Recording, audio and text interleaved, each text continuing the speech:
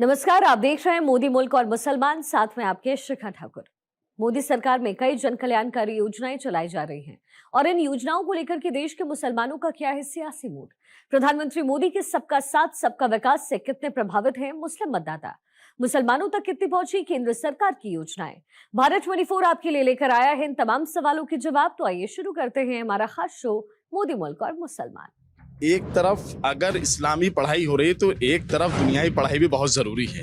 एक तरफ कंप्यूटर है तो एक तरफ कुरान है। तो ये इतना ज़बरदस्त, मैं तो ये सोचता हूँ कि माननीय प्रधानमंत्री मोदी जी के ये आइडिया इतना ज़बरदस्त आया कैसे। 6 बजे महिलाएं घर से बाहर नहीं निकल सकती थी, आज रात के 10 बजे तक बाहर निकल सकती है। प्रधानमंत्री जी मोदी जी के नेतृत्व में और योगी जी के नेतृत्व में आज बहुत कुछ मिल रहा है। इस तरीके का लाभ मोदी सरकार और योगी सरकार द्वारा दिया गया, मेरे हिसाब से किसी सरकार में नहीं दिया गया और सब एकदम खुशहाल जी। केंद्र की मोदी सरकार लगातार मुसलमानों को बेहतर बनाने के लिए, बेहतर समाज को स्थापित करने के लिए काम कर रही है। और उत्तर प्रदेश की बात करें तो उत्तर प्रदेश में भी बड़े पैमाने पर मुस्लिम समाज को आगे बढ़ाने के लिए काम किए जा रहे हैं। इसको लेकर हमारे साथ तमाम मुस्लिम समाज की महिलाएं बातचीत करने के लिए मौजूद हैं। और आप हमारा सबसे खास कार्यक्रम मोदी मुल्क और मुसलमान देख रहे हैं और मैं आपके साथ नीलेश चौहान हूँ। मैडम, आपसे जानना चाहेंगे कि मोदी जी जो लगातार दावे करते हैं कि मुस्लिमों को हम आगे बढ़ा रहे हैं, उनकी दावों में कितनी सच्चाई है? सब सच्चाई है, अभी तक ये बताइए कोई सारी सच्चाई है। और ये है मोदी जी, हम लोग रामपुर से आए हैं क्योंकि 11 साल पूरे हो चुके हैं मोदी जी के उसको, और उन्होंने जो भी काम किया है कोई ऐसा नहीं किया कि मुसलमान के साथ कोई विश्वासघात हुआ हो। ठीक है, हर काम में सच्चाई है। जैसे 3 तलाक है, महिलाएं इससे बहुत खुश हैं। आयुष्मान कार्ड है, जो गरीब लोग थे आज सबका इलाज हो जाता है, पहले किसी का इलाज नहीं होता था। सब बेचारे गरीब लोग इधर से उधर वो होते थे, आज उन्होंने गरीबों के लिए इतना वो किया है। और 6 बजे महिलाएं घर से बाहर नहीं निकल सकती थी, आज रात के 10 बजे तक बाहर निकल सकती हैं। पहले घरों में तलाक दे दिया जाता था, बोलकर शौहर चले जाते थे। अब कितना बदला है मोदी जी की सरकार? बहुत ज्यादा बदल गया। इस टाइम तो पहले से बहुत दिक्कतें आती थी, अब तो कोई भी दिक्कतें और महिलाओं को नहीं है। और लेकिन गरीबों के लिए बहुत ज्यादा मदद है कि अनाज से भी है, हर चीज की सेवा है उनके लिए, विधवाओं के लिए भी है, सभी के लिए सेवा का मौका दे रहे हैं। बहुत अच्छा है। मोदी जी लगातार कह रहे हैं कि हम मुस्लिम समाज के महिलाओं को उनका घर देने का, छत देने का काम कर रहे हैं। क्या वाकई में ये लाभ आप लोगों तक पहुंच रहा है या राशन का लाभ पहुंच रहा है? हाँ, पहुंच रहा है। राशन भी मिल गया है, सब सुविधाएं हैं, सब काम सब सही बढ़िया हो रहे हैं। कहा जाता है कि मुस्लिम जो है मोदी जी के सरकार में सुरक्षित नहीं, आपको कैसा लगता है?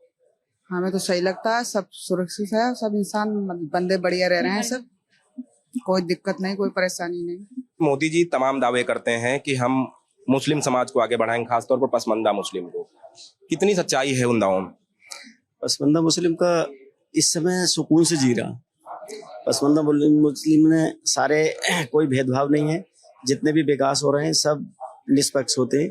जितनी भी आज के टाइम में नौकरी निकल रही हैं वो सबको मिलती हैं, उसमें कोई भी ना रिश्वत जाती है ना ही किसी की सिफारिश चलती है, सब निष्पक्ष होता है।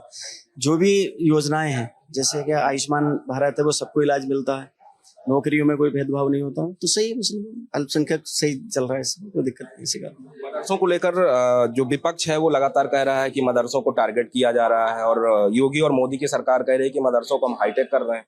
नहीं, उसमें मदरसे क्या हुआ, कुछ मदरसे ऐसे थे जिनका बिना रजिस्ट्रेशन के चल रहे थे, सिर्फ कागजों में चल रहे थे, उसकी जांच हो रही है। जो सही है वो आज भी है, चल रहे हैं, जो गलत है वो बंद हो रहे हैं। तो ये तो ठीक है, जांच होना चाहिए।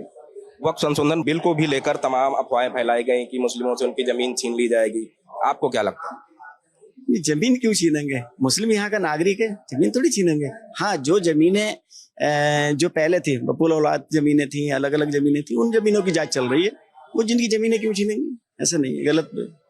ये तो विपक्ष का काम है, तो करता ही है, जो भी योजना होती है उसका गलत रखता ही है, लेकिन ऐसा कुछ नहीं। सर, आप क्या कहना चाहेंगे वक्फ बिल को लेकर जिस तरीके से तमाम भ्रांतियां फैलाई गई? हालांकि हकीकत तो ये है कि जिन लोगों ने गरीबों का हक मारा है, वक्फ की जमीनों पर कब्जा किया है, अगर वो खाली होती हैं, गरीबों को मिलेंगी तो अच्छा होगा। देखिए, 2014 से पहले जो कुछ हुआ, वो आपके सामने था। और 2017 से पहले यूपी में हमें कब्रिस्तान की बाउंड्री बना के दे दी जाती थी, उसमें उलझा दिया जाता था, हमें कुछ नहीं दिया जाता था। आज माननीय प्रधानमंत्री जी मोदी जी के नेतृत्व में और योगी जी के नेतृत्व में आज बहुत कुछ मिल रहा है। आप राशन को ले लो, बराबर का हिस्सा में मिल रहा है। आप और लाइट को ले लो, बिजली को ले लो, 0 पे मिल रहा है। और क्या चाहिए, सब चीजें मिल रही है। 3 तलाक पे मसला ले लिए आप, वक्फ बोर्ड पे ले लिए आप, मदरसों के लिए ले लिए, एक हाथ में कुरान एक हाथ में कंप्यूटर। ये माननीय प्रधानमंत्री जी ने की सोच है, प्रधानमंत्री जी ने सोचा है। कोई और दूसरे इससे पहले भी 14 से पहले प्रधानमंत्री रहे, कभी नहीं सोचा इस चीजों को, लेकिन आज बराबर का हिस्सा हमें मिल रहा है और हमें कोई भेदभाव नहीं है।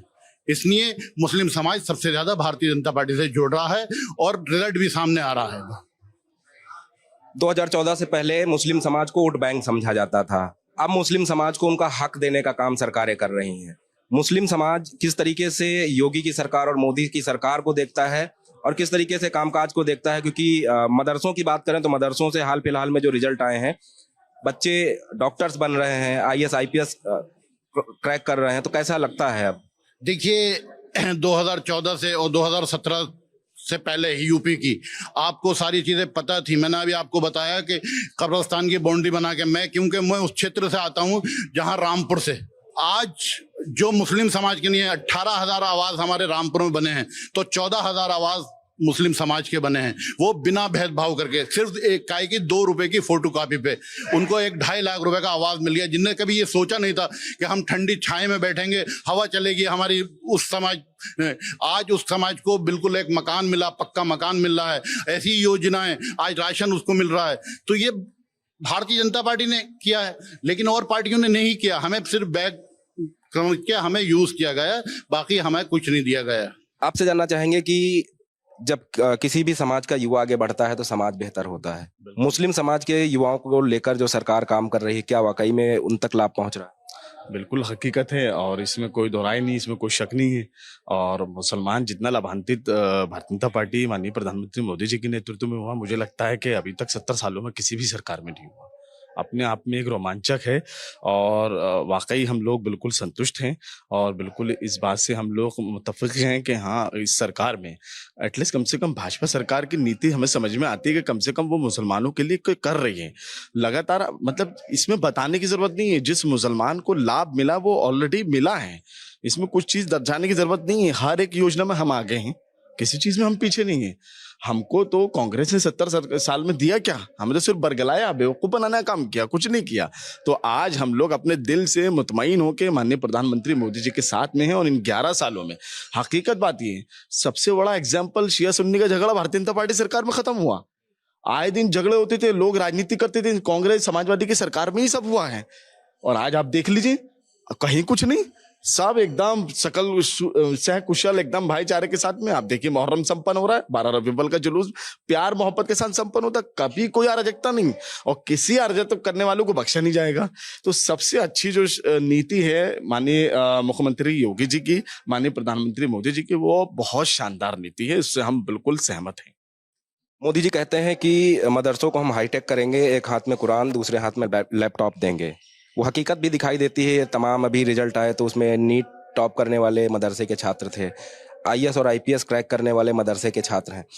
कितना ज़्यादा अब गौरवान्वित महसूस करते हैं जब हमारे मदरसों में भी अत्याधुनिक तकनीक का इस्तेमाल होगा और अत्याधुनिक पढ़ाई होगी? मुझे लगता है कि ये जो पहल हुई है, वाकई ये पहल बहुत ही ज़बरदस्त है और हमारे हक में है ये पहल।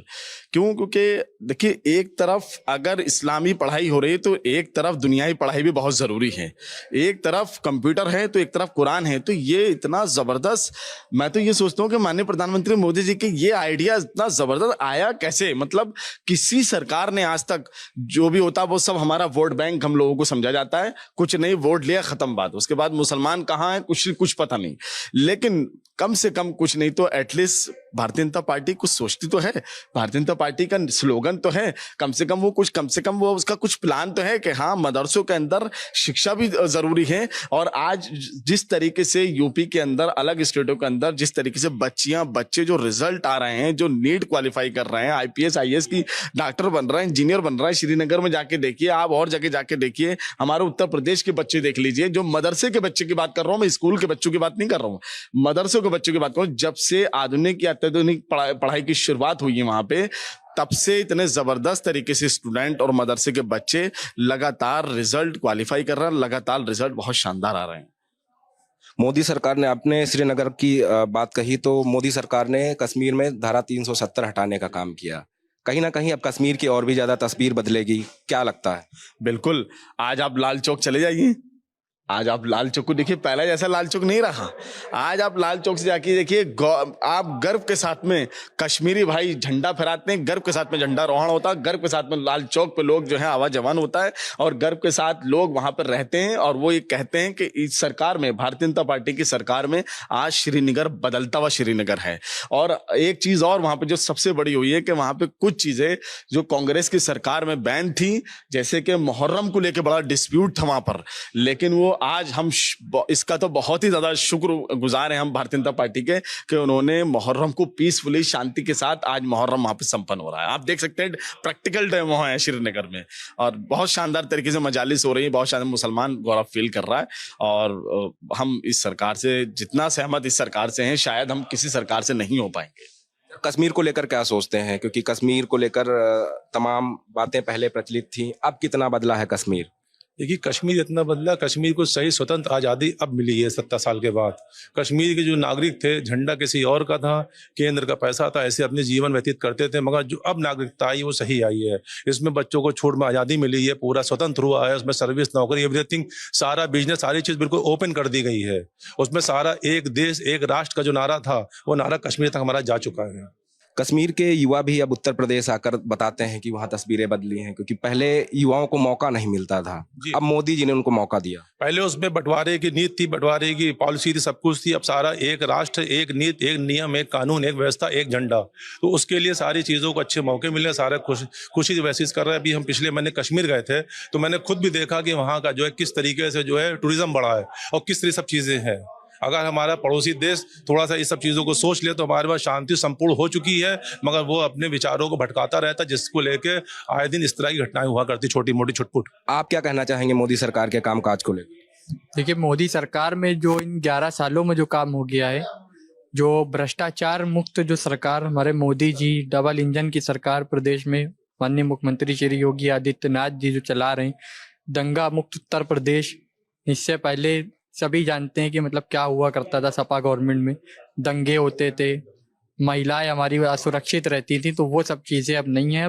बाबा ने जो कहा था कि एकदम कानून व्यवस्था एकदम करेक्ट रहेगी, तो वो एकदम करेक्ट है, और सभी माफिया इस समय थर-थर काँप रहे।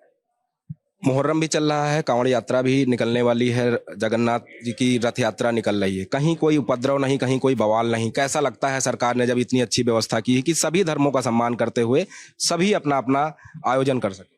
चाहे केंद्र हो या प्रदेश हो, ये व्यवस्था तो एकदम करेक्ट, एकदम परफेक्ट बनाई जाती है कि किसी तरीके का कोई विवाद ना होने पाए, किसी एक धर्म को या किसी एक समूह को, किसी को भी किसी तरह की भी कोई परेशानी का सामना ना करना पड़े, और ज़रा सा भी ना कोई बवाल हो, ना कुछ किसी तरीके का। और सारा जो त्यौहार हैं हमारे, सारे जुलूस है, मुहर्रम का हो या हमारी कांवड़ यात्रा हो, जगन्नाथ रथ यात्रा हो, तो वो एकदम सुख शांति के साथ, समृद्धि के साथ निकाली जा सके।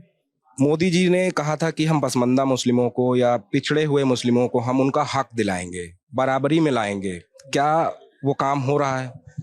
देखिए, मुसलमानों को, मैं पिछड़ों की और उनकी बात तो नहीं करूंगा, मैं खास करके पूरे मुसलमान समाज की बात कर रहा हूँ। मुसलमान समाज को जो इस सरकार में जो योजनाएं प्राप्त हुई हैं, लोगों ने लाभ उठाया, हमारे बुजुर्गों ने, खास करके हमारी मुस्लिम माँ बहनों ने जो जिस तरीके का लाभ मोदी सरकार और योगी सरकार द्वारा दिया गया, मेरे हिसाब से किसी सरकार में नहीं दिया गया, और सब एकदम खुशहाल जीवन जी। लगातार जो है मुस्लिम समाज को, चाहे वो राशन का लाभ हो या आवास का लाभ हो, सरकार की तरफ से उपलब्ध कराया जाता है। लेकिन इससे पहले सरकारों में हमने देखा था कि बिचौलिए होते थे, कहते थे कि भाई 20,000 दे दो, हम आवास दिला देंगे। अब क्या ऐसा है? नहीं, अभी की जो भी है डीबीटी के तहत जो भी लाभार्थी होता है, जो पात्र होता है, उसके अकाउंट में डायरेक्ट पैसा जाता है। बिचौलिए का सभी समाप्त हो गया है, चाहे वो किसान सम्मान निधि से रिलेटेड हो या आवास योजना से रिलेटेड हो या जिला उद्यमी विकास योजना के हो, कोई भी चीज है आप डायरेक्ट करेंगे, बीच में दलाल या बिचौली का कोई काम नहीं रह गया है। डीबीटी के माध्यम से सभी को अकाउंट में पैसा पहुंचता है, तो एक प्रकार से दलाली वाला काम बंद हो गया जो सपा की सरकार में होता था। अखिलेश जी लगातार पीडीए करते हैं, कहते हैं पिछड़ा, दलित, अल्पसंख्यक। जब अल्पसंख्यक की बात आती है तो कहते हैं कि उनके साथ है, लेकिन उन्होंने क्या किया अल्पसंख्यकों के लिए? पीडीए का जो हम लोगों की तरफ से है कि एक पर्सनल डेवलपमेंट अथॉरिटी जो उन्होंने पीडीए का नारा दिया है, लेकिन हम लोग उसको कहते हैं पर्सनल डेवलपमेंट अथॉरिटी, यानी कि जो अखिलेश जी का अपना परिवार है वो सिर्फ अपने परिवार का विकास करते हैं, उनका नारा इसीलिए पीडीए है। और रही बात हमारे अल्पसंख्यक समाज के बारे में, देखिए हमारे जो माननीय दानिश आजाद अंसारी जी हैं वो भी एक पसमानदा समाज से आते हैं और हम लोग के एक रोल मॉडल भी हैं, स्पेशली मेरे तो रोल मॉडल है ही हैं और हम उनसे प्रेरणा भी लेते हैं।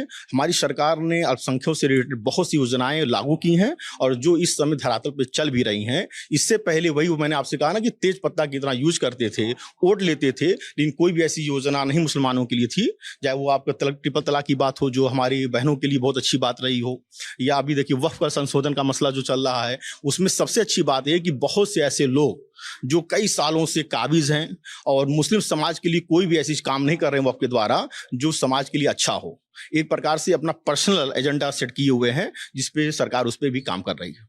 वादे किए गए कि हम धरातल पर मुस्लिम समाज को बेहतर बनाएंगे, बेहतर उनका समाज स्थापित करेंगे, वो वादे कितने ज्यादा पूरे हुए? बिल्कुल काफ़ी हद तक चीज़ें हुई हैं, काफ़ी हद तक जो कहा गया था वो किया भी गया है। बहुत सारी चीज़ों में तरमीम बदलाव किए गए हैं, ऐसा नहीं है जो वो मुसलमानों के हक़ में हैं, मुसलमानों के हित में हैं। बहुत सारे कानून जो पास किए गए हैं वो कहीं ना कहीं उससे एक खुशहाली आई है और कहीं ना कहीं उससे एक ताकत मिली है और एक मजबूती मिली है मुस्लिम समाज को। और उम्मीद करते हैं आगे भी हम माननीय प्रधानमंत्री मोदी जी को ही प्रधानमंत्री देखना चाहते हैं, माननीय मुख्यमंत्री जी को योगी आदित्यनाथ जी को उनको एक बार फिर मुख्यमंत्री देखना चाहते हैं। तो हमें उम्मीद है कि आगे जितने भी ऐसे इदारे हैं जिसमें भ्रष्टाचार और लगातार उसके अंदर उथल कूद हुई है, तो हम चाहते हैं कि बिल्कुल उसमें सही किया जाए, करेक्शन किया जाए। और आगे भी हम उम्मीद करते हैं भारतीय जनता पार्टी सरकार से कि मुसलमानों के हित में जो भी करेगी बहुत अच्छा करेगी, बहुत बेहतर करेगी। वक्फ संशोधन बिल की अगर बात करें तो विपक्ष ने तमाम भ्रम फैलाया है कि वक्फ संशोधन बिल अगर लागू होगा तो जमीनें चली जाएंगी, लेकिन हकीकत ये है कि जब वक्फ संशोधन बिल लागू होगा तो उन मुस्लिमों को उनका हक मिल सकेगा जिन पर कोई दबंग मुस्लिम ने सेंधमारी की है या जबरन जो है वक्फ की जमीन पर कब्जा कर रखा है। देखिए वक्फ का मामला एक ऐसा मामला है कि हालांकि मैं तो किसी बोलूं और हमारे ऊपर और बहुत सारे लोग हैं जो हमारे उलमा हैं, हमारे रहबर हैं जो वक्फ को पूरा लीड कर रहे हैं, देख रहे हैं। वक्फ देखिए, वक्फ असल में जो भी संपत्ति होती है वो अल्लाह की होती है। क्यों? क्योंकि हमारे यहाँ एक कॉन्सेप्ट है कि हमारे यहाँ कोई भी इंसान वो अपनी उसके पास जायदाद है या पैसा है या कुछ भी, तो वो अल्लाह के नाम पे वक्फ करता है, यानी वो किसी भी आदमी की नहीं होती, वो जमीन अल्लाह के नाम पे होती।